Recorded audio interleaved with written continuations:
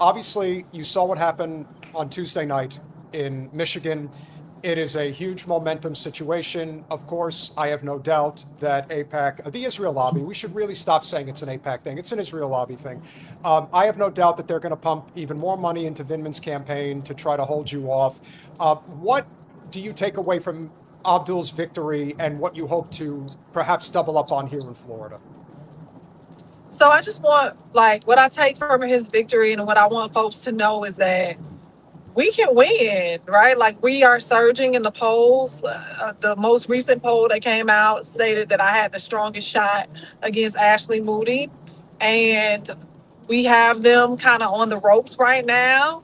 And that is exactly why he won't debate me. That's exactly why his wife is lashing out. And we have momentum. And so I just need people to make sure they lean in. It's great to like and share and click, but it's even more important for people to come out and knock on doors, to make phone calls. I actually just jumped off a phone bank that we had to, hype the people up. And so we need as many people as possible to let folks know that there is a primary election and that they need to vote for me. And I'm actually the most qualified, experienced, and just the overall better candidate than Alex Vindman. All right. I don't even think it's close. People need to understand this. Isn't this the guy that just moved to the state, like, just to be able to run for this seat? Like, this is not a serious person. They literally just sort of plucked him to have some sort of Zio candidate, right? So, I do want to lift up that it's not even a matter of how long he's been here. It's a matter of the fact that he is disrespecting Floridians across the state by not going to talk to them. He's not showing up at meetings that people request him in unless some folks can donate to his campaign, right? Like, that is people continually say that is what is happening. His Unfortunately, like, he only started reaching out to members of the Black community after his wife attacked me on social media. And that is because he wanted to apologize to them for her response to me. And again, it's just disrespectful. The Florida Young Dem said that he ghosted them. The Progressive Dem said the same thing. Many DECs that I have talked to stated that he said that he would not come unless he could raise so many thousands of dollars. And what does that say about someone who's running to want to represent us? Like, you need to show up into communities, even if folks don't have money, even if folks don't look like you, don't have the same ideology as you, because you're gonna have to be a U.S. senator for everyone. And I'm willing to show up. A few weeks ago, I was on a call with the Jewish caucus, the Democratic Jewish caucus, and a lot of them I know don't necessarily support me, but I wanted them to hear directly from me my stance and what I cared about and how I felt. And I did. I talked to them and I gained the respect of some of them because they reached out via text afterwards and they were happy that I came on. Oh, am I free now to speak? Am I free to speak, Peter? Is that good? Okay, good. So, I mean, we are seeing a serious pushback nationally regarding the Israel lobby, regarding the Israel question. But we all know that Florida is somewhat of an anomaly, right? And we know I can ask you, how did that go with the Jewish caucus? But I feel like there might be no inroads with them on this issue. And it's just a matter of outlasting them and getting more and more young people on the right side of history. So the conversation went well. I am who I am 365. I don't change my stances based on what audience I'm in front of. And I think they respected me for that, right? And look, I told a Jewish couple today at an event that I was at, and I let them know my stance. They asked me, and I also said, I am not a single issue person. Like, Floridians deal with a multitude of issues, and we need someone who cares about all people. We need someone who loves this state, who's willing to fight for this state, who's willing to push back against Donald Trump. And, I respect my opponent and what he did back in 2019, but we have continually been under attack. And I just don't know where my opponent has been. And it is so frustrating that folks have said that I lack the experience and the knowledge, but I am the only candidate in the race that has operated in a very hostile work environment, which is the Florida legislature. I'm the only candidate in the race that's been able to get legislation across the finish line. I was able to expand access to early childhood education for income and working families here in our state when Senator, then Representative Aaron Brawl, pulled my bill into an omnibus bill. I'm the only candidate in the race who's been able to actually stop price gouging from happening. And so I saw a question come out in the chat. Do I support universal health care? Absolutely. I'm the only candidate in the race that does support Medicare for all. Do I support reparations? Absolutely. I'm the only candidate in the race that will say that. And I don't operate off what the polls say. I operate off what the people say.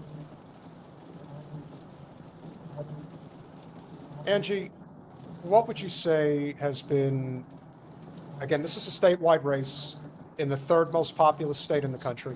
And obviously, the establishment, as I said at the top, has made it very clear who they're picking. They've done that from jump. So, what would you say through the trials and tribulations of running a statewide race? What's been the most rewarding and what's been the most difficult with this experience so far? Yeah. So I will start with the most difficult. The most difficult has been, being away from my family for so long and just the blatant disrespect. And the blatant disrespect, not from outside the Democratic Party, but within the Democratic Party. And someone who has continually shown up for Democrats, and not just Democrats, but all people in the state of Florida, and to be disrespected and talked down to, and to say that I'm unelectable when I know that I'm not, because I can actually galvanize people to vote. We literally have former Republicans and MPAs that change their party affiliation to Democrats so that they can vote for me in a primary, that are actually donating on my campaign as well as volunteering on my campaign. So we know we have what it takes to win. Multiple libertarians have reached out and said they want me to win. Like, that is wild to me, right? But just the disrespect, because what it is telling me is that some folks want our labor. The establishment wants Black women's labor, but not their leadership. Like, how do you treat the most consistent voting bloc in your party this disrespectfully, right? Like, you don't even have the candidate that you choose to go and talk to Black people simply because his opponent is Black. That is disrespectful, right? But I love my party, which is why I'm critical of it, because I want it to be better. Just like I love my country, and I'm critical of it because I want it to be better. But what do I enjoy the most about running for United States Senate across the state is meeting the people and seeing all the little small towns that I never knew existed, right? We are a county full of 6, 7 counties. I'm sorry, a state full of 6, 7 counties, right? 67 counties, right?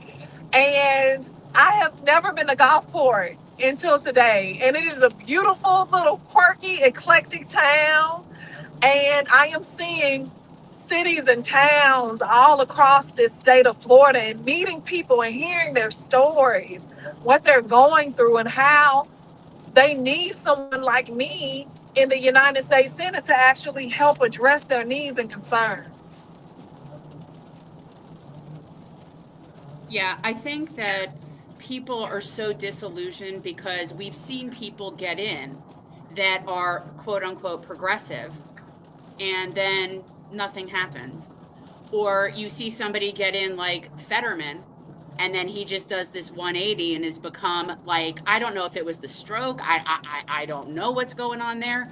But, you know, and I know that you haven't, people should know this, that Angie has a proven track record as a state legislator in Florida. So this is something like that can be demonstrated.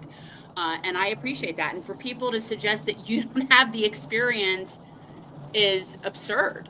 Really, it is absurd. I find that insulting, and that's absurd. Also, it's like, people, if you want shit to get done, you give it to the black women. They get the shit done. They get the shit done. It's like it's so obvious to me. Maybe I think that's why it's threatening. You know what I mean? Like, yeah, I think they're threatened. They're very threatened by people that are capable and aren't willing to just, you know, stand in line. So I think is a sign that they do fear you, or they wouldn't care one way or the other. That's what I think.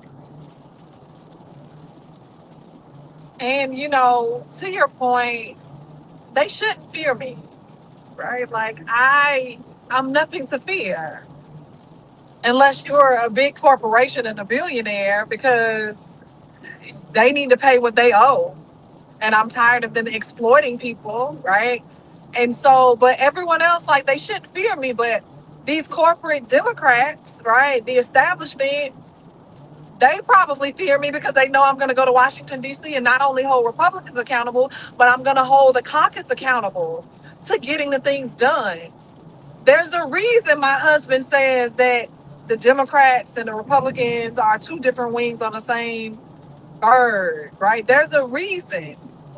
And so that's because they're beholden to the same master, which are these corporate donors, right? Like, it is so mind blowing to me how folks push these dog whistles, these racist dog whistles, these dog whistles, these anti-Muslim dog whistles, right, out, saying that, like, if I become the next United States Senator, I'm going to help implement Sharia law, or I'm going to make everything free and, you know, government control. No, I want the people to control what is happening in the government. I believe that hardworking, everyday people should get to shape what our communities look like and what our economies look like. Not the billionaire class, not corporations, but hardworking, everyday people. There's more of us than there are of them. Like, can you imagine if custodians and school bus drivers and nurses and teachers and construction workers were actually our lawmakers? They would, like, single parents. Like, I was a single mom for 12 years. That is why I believe in universal child care, because it would have allowed me to go to work earlier, right? And allow my child to have a good quality educational foundation ahead of time so that they don't start behind, right? And, you know, we want more people in the workforce. Allow them to have access to good quality child care, right? We need people to be healthy. We want folks to be healthy. We're already paying more than Medicare for All would cost as a government, while people are still paying for their co-pays and their co-insurance and their deductibles. And the only people that have problems, honestly, with Medicare for All are the insurance companies and the people who believe the lies that the insurance companies are saying. And so we can have nice things in our country. A budget is a moral document. It lets us know what our values are. And right now, the values of the people that are running the show in Washington, D.C. are only for the defense contractors. That's why we're in wars right now, right? They're only towards the health insurance companies, right? The property insurance companies, the billionaire class, the Elon Musk and Peter Thiels and Zuckerbergs and Bezos of the world. But when I go to Washington, D.C., I want y'all to know like that my priorities and my values are for the people. Angie, one of the big legislative issues that could potentially happen at the state level in Florida, which then becomes an even bigger issue in DC should you get to the Capitol, is this potential attempt at the removal of property taxes in the state of Florida. Which, if there is, I mean, the one thing we've learned, and it's not just DeSantis, it's the whole setup. It's all of the Silicon Valley billionaires moving into Miami. It's essentially, when you talk about coastal elites in the state of Florida, it really is the coastal elites. It's the people who live along A1A. It's the people who live along 98 between Pensacola and Panama City. It's the people who live in Naples, Tampa Bay, St. Petersburg, and the like. They do not care about people who live in other parts of the state. It doesn't even enter their mind. And quite frankly, they're only here for a handful of months out of the year anyway, because they've got 5 or 6 different homes all over the world. So I would ask you, how serious of a legislative issue is this with their attempts to get rid of property taxes, what that would ultimately mean, and how you would attempt to fight for an issue of this magnitude for the state of Florida should you make it to Capitol Hill? So thank you for that. And you know it's a big issue if the police unions are advocating against it and their biggest allies, the Republicans, are, pushing for it to pass, right? You know it's a big issue when public safety is advocating against it. And so it's going to be devastating. It's going to cause many cities and towns and counties, smaller counties, to fold. And that is literally what one of the sponsors of the legislation said. He was like, some of them need to cease to exist. And I was like, this is what we're saying right now?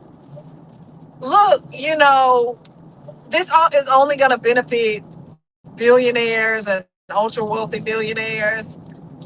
The amount of savings is going to be so small if it was to pass, but it's actually a tax shift. It's not a tax cut or a tax break. It's a tax shift because you might save a little if you are a homeowner on your property, like taxes. However, the cost of your goods are going to go up because all the non-homesteaded properties, those taxes are probably going to go up due to the local governments having to make up that money some kind of way. So if the restaurant that you frequent is, they gonna have to pass that cost to you when you go buy an appetizer or you buy a burger, right? And in addition to that, it's going to cut services. Meals on Wheels could be up in the air for our seniors. A lot of the water plants, the water treatment plants, they get their funding from local governments. Y'all talk about crappy roads right now in some of the neighborhoods. Oh, your alignment is going to be busted right now because of the roads and the poor infrastructure that is going to come out of it. And so your house burned down, right? Not only are you going to have to fight with the insurance company to pay out your claim, but you are also probably going to get hit with a fee for service due to the fact that those firefighters had to come and put out that fire because they don't have enough money to sustain those firefighters. They're going to have to charge you a fee. And so this is not good at all. And what I will do is use my platform as a U.S. Senator, right, to advocate, like, in regards to the state government, the Florida needs to work to repeal it if it does in fact pass. But I don't think it's going to pass. I'm hoping that it's not going to pass. I'm going to actively work against it passing. And also, people, if you're renting, your rent is going to go up. Because again, the local governments are going to have to shift that tax burden onto someone else.